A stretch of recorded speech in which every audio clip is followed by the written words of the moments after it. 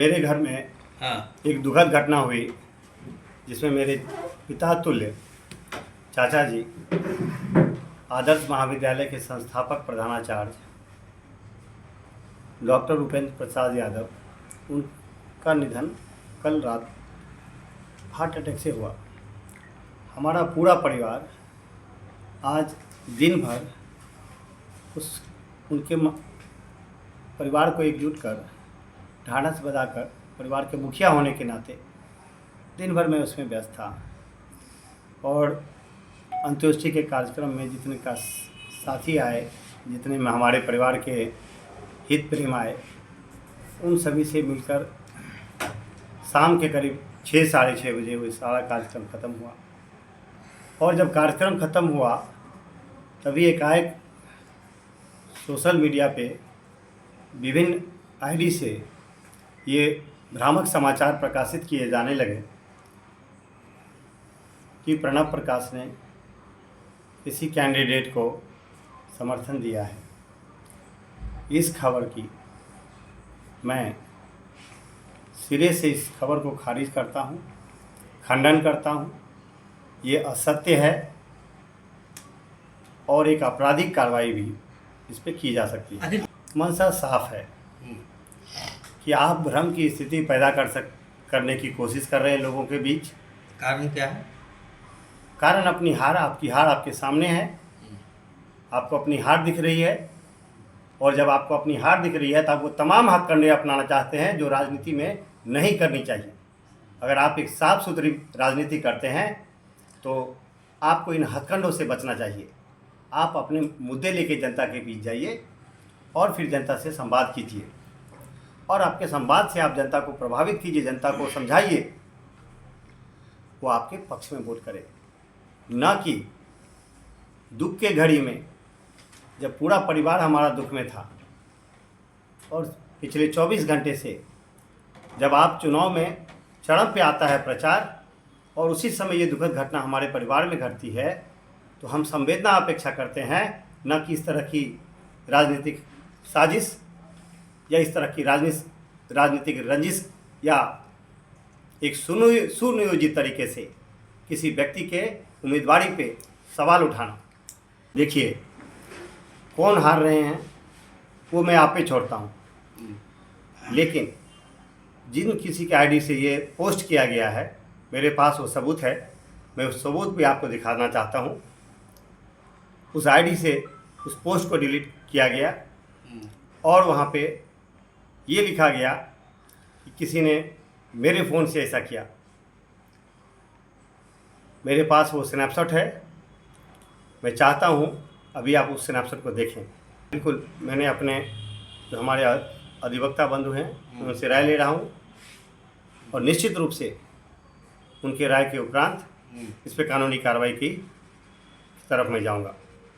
जी हाँ, मेरे पिताजी आजीवन मधेपुरा में समाजवादी धरा के एक धर्मनिरपेक्षता के साथ रहने वाले व्यक्ति थे और निश्चित रूप से स्वाभाविक रूप से पार्टी से उनका जुड़ाव था और पार्टी के वो रणनीतिकार थे। उन्होंने कई चुनावों में चुनाव प्रभारी का पार्टी के लिए काम किया, पार्टी के थिंक टैंक का काम किया, पार्टी को सुझाव भी देते थे महत्वपूर्ण मसलों पे।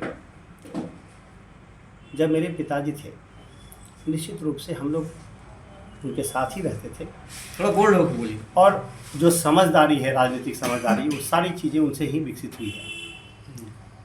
स्वर्गीय डॉक्टर योगेंद्र प्रसाद यादव इस समाज के लिए शिक्षा के क्षेत्र में, समाज सेवा के क्षेत्र में एक जानी मानी हस्ती थी और मैं खुद एक इंजीनियरिंग की पढ़ाई के बाद एक सफल कैरियर में इंजीनियरिंग के कैरियर से लगातार मेरा वास्ता रहा है। जब मैं राजनीति में आया तो वो वक्त की डिमांड थी, वो उस वक्त की मांग थी। मुझे ऐसा लगा कि राजनीति मुद्दों पे नहीं हो रही थी। आप जो जन सरोकार के मुद्दे थे वो पीछे छूट रहे थे और मधेपुरा में ये समाजवाद की धरती थी। इस धरती पे जात पात की राजनीति को तोड़ने के लिए मेरा प्रयास था। साथ ही इस धरती पे जो हमारी बुनियादी समस्याएं हैं मैं उनकी बात करने के लिए आया। और जैसा आपने कहा कि कम समय में, तो ये मेरा मानना है कि समय मायने नहीं रखता है, मायने ये रखता है आप किन मुद्दों को उठा के जनता के बीच जा रहे हैं। मतलब सोच मायने रखता है। सोच मायने रखता है। और आपके पास एक अगर क्लियर सोच है और अगर आपके पास एक क्लियर विज़न है, ब्लूप्रिंट है, तो आप समझ सकते हैं इस चीज़ को, आप जनता का विश्वास जीतेंगे। साथ ही साथ अगर आपके पास एक विश्वसनीय चेहरा है, आपकी पृष्ठभूमि साफ सुथरी है, तो लोग आप पे विश्वास करते हैं और लोगों को ये उम्मीद जगती है कि हमारे समस्याओं को कोई सुन रहा है, और अगर कोई सुन रहा है तो निश्चित रूप से वो उन चीज़ों को समाधान की तरफ भी ले जाएगा। और ये एक बड़ा कारण है कि जनता का प्यार स्नेह मुझे मिल रहा है। तो मैं आज आप लोगों के माध्यम से मैं चाहता हूँ कि मैंने कुछ प्रण लिए हैं इस मधेपुरा विधानसभा इसमें, अब जो मेरी उम्मीदवारी है, मेरी उम्मीदवारी में मैंने कुछ प्रण लिए हैं और उन प्रण को लेकर मैं इस विधानसभा चुनाव के समर में उतरा हूँ। मैं वो प्रण चाहता हूँ आपके साथ साझा करूँ। मैंने जो प्रण लिया है उसका नाम रखा है मैंने प्रणव का प्रण।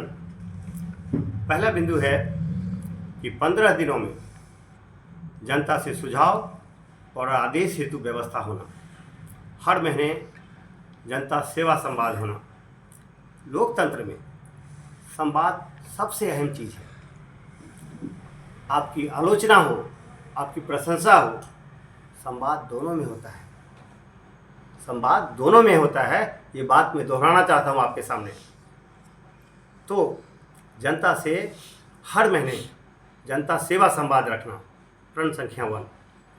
दूसरा प्रण है मेरा भ्रष्टाचार मुक्त शासन, पारदर्शी विकास और जनता की भागीदारी। जो तमाम जिसको हम तथाकथित डेवलपमेंट की बात करते हैं, हम नाला तो बनाते हैं लेकिन सड़क का पानी नाला में नहीं जाकर नाला का पानी सड़क में आ रहा है, और इसके उदाहरण आपके सामने भरपूर मात्रा में है। तो ऐसी विकास की ऐसी परिकल्पना हो जिसमें जनता की भागीदारी हो और वो एक पारदर्शी हो। अगर आप डिजाइन पूछें उन नालों की कि क्या वो नाले सड़क के पानी को बहाव के लिए ले गए हैं कि नाले के पानी को सड़क पे बहाने के लिए ले गया है, ये एक जस्ट वानगी है। ऐसी कई उदाहरणें हमारे पास है यहाँ पे। तो एक भ्रष्टाचार मुक्त शासन जिसमें पारदर्शी विकास हो, जिसमें जनता की सब की भागीदारी हो कि मेरी ज़रूरत क्या है। अगर मेरी ज़रूरत एक डिस्पेंसरी की है तो मुझे एक ऑपरेशन थिएटर आप मुझे देंगे तो उसकी कोई ज़रूरत नहीं है। मेरी ज़रूरत अगर एक डिस्पेंसरी की है तो मुझे डिस्पेंसरी चाहिए। आप मुझे लोग लुभावने वादे कराएंगे मैं आपके लिए एक बड़ा सा मेडिकल कॉलेज खोलता हूँ। भाई मेरी ज़रूरत एक डिस्पेंसरी की, आप एक छोटा डिस्पेंसरी मेरे मोहल्ले में खोल दीजिए। ये है जनता की भागीदारी, ये है प्रण संख्या 2। तीसरा प्रण है हर अस्पताल में डॉक्टर हर गरीब तक दवाई पहुँचे, हर गरीब तक दवाई पहुँचे। तो जो दवाई है, अब अगर आप अस्पतालों की हालत देखिए, आपने ब्लॉकों में देखा होगा अस्पताल नए नए बड़े बड़े भवन बने हैं, क्या उन भवनों में टेक्नीशियन है, ड्रेसिंग कर रहा है? ऐसी तमाम विसंगतियां हैं। तो ये मेरा प्रण है कि अस्पताल की चुस्त दुरुस्त व्यवस्था हो, जिसमें डॉक्टर्स हों, जिसमें दवाई मिले, जिसमें जांच की सुविधा हो। प्रण संख्या 4 हर बच्चे को उच्च शिक्षा का अवसर। मैं मधेपुरा का लड़का हूँ, यहीं के स्कूल से पढ़ा हूँ, प्राइमरी स्कूल, हाई स्कूल। मैं अपने आप को भाग्यशाली समझता हूँ कि मुझे उच्च शिक्षा का मौका मिला। मेरे माता पिताजी ने मुझे वो अवसर दिया। कई सारे ऐसे बच्चे हैं इस समाज में जिनमें काबिलियत है उच्च शिक्षा प्राप्त करने की और ऊंचे पदों पे काम करने की, लेकिन वो उच्च शिक्षा से मरहूम है आज। तो मेरा ये प्रण है कि हर बच्चे को जिनमें संभावनाएं हों उनको उच्च शिक्षा का दरवाजे तक हम ले जाएं। प्रण संख्या 5 हर पंचायत में सशक्त महिलाएं, हर बेटी सुरक्षित और शिक्षित। जो महिलाएं हैं समाज की, उनके लिए सुरक्षा का भाव हो, उनके आत्मसम्मान की बात हो। अगर मैं मधेपुरा बाज़ार की बात करूं, हम एक शौचालय के लिए तरस रहे हैं आज। अगर आप कॉलेज चौक से करपुरी तक जाएं, तमाम माताएं बहनें बाज़ार में शॉपिंग के लिए सामान खरीदने के लिए आती हैं। और हम उनको एक बेहतर शौचालय तक की उपलब्ध नहीं करा पा रहे हैं। ये स्थिति है मधेपुरा में। प्रश्न संख्या 6, खेत से मंडी तक किसानों को पूरा मूल्य और सम्मान के लिए संघर्ष। जो हमारे किसान बंधु हैं वो आज तरस रहे हैं कि खेती को मुनाफा की खेती कैसे बनाया जाए। जो आज से 20 साल पहले जोत का रकबा था वो घट के 1/4 हो चुका है 20 साल बाद। और खेती किसानी में जो लागत है वो दिनों दिन बढ़ता जा रहा है, चाहे वो खाद की कालाबाजारी के कारण खाद की कीमतें हों या जो ध्वस्त होती हुई नहर सिंचाई है जिसके लिए हम लगान पे करते हैं, जिसके लिए लगान भरते हैं किसान हमारे, उन नहरों को हम बस एक शोभा की वस्तु बनाए हुए हैं, ना कि नहरों से एक कट्ठे खेत कहीं पटवन होता है। तो खेती किसानी के लिए मजबूत पहल करना और ये हमारी ज़रूरत भी है आज के दिन में, ताकि खेती की तरफ हम युवकों को जोड़ सके, खेती मुनाफे का सौदा बन सके। उन चीज़ों की खेती हो जिसको हम कैश क्रॉप्स कहते हैं, उनके लिए बाज़ार उपलब्ध करना, मंडी उपलब्ध कराना। प्रश्न संख्या 6। अब आते हैं हम प्रश्न संख्या 7, जिसमें युवाओं को पलायन नहीं अपने क्षेत्र में रोजगार हेतु मधेपुरा की आवाज़ को विधानसभा में उठाना। ये मेरा प्रण है कि मधेपुरा के युवाओं में संभावनाएं हैं, वो छोटे कृषि आधारित उद्योग लगा सकते हैं और उनकी अब भरपूर संभावनाएं हैं। मैंने गांव-गांव का भ्रमण किया है। एक एक गांव में एक खासियत है। अगर आप बुधमार्ग की तरफ जाएंगे ज़बरदस्त केले की खेती होती है। अगर आप भदौल की तरफ जाएंगे जूट की खेती हो रही है और भरपूर। अगर आप और पूरा बढ़ेंगे शंकरपुर के आसपास के इलाकों में भी जाएंगे, मक्के की जोरदार उपज है। क्या हम मक्के आधारित फूड प्रोसेसिंग यूनिट नहीं लगा सकते हैं मधेपुरा में? बिल्कुल लगा सकते हैं।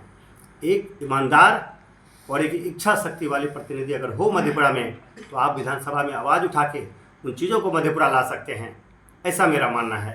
तो ये 7 प्रण जिसको मैंने कहा है, यह है प्रणव का प्रण, जिसके आधार पे मैं मधेपुरा विधानसभा में तमाम जनता मालिकों को बताना चाहता हूँ कि अगर आप एक ईमानदार, एक काम करने वाला व्यक्ति और एक ऐसा व्यक्ति जिसके पास विज़न है, जिसके पास सोच है और उसके पास ये सूझबूझ है कि समाज के सभी वर्गों को जोड़ के आगे लेके चले, तमाम जाति बंधनों को तोड़ के आगे बढ़ सके, तो ज़रूर से आपको प्रणव प्रकाश की तरफ सोचना चाहिए और प्रणव प्रकाश का सहयोग करना चाहिए इस विधानसभा चुनाव में। जी हाँ।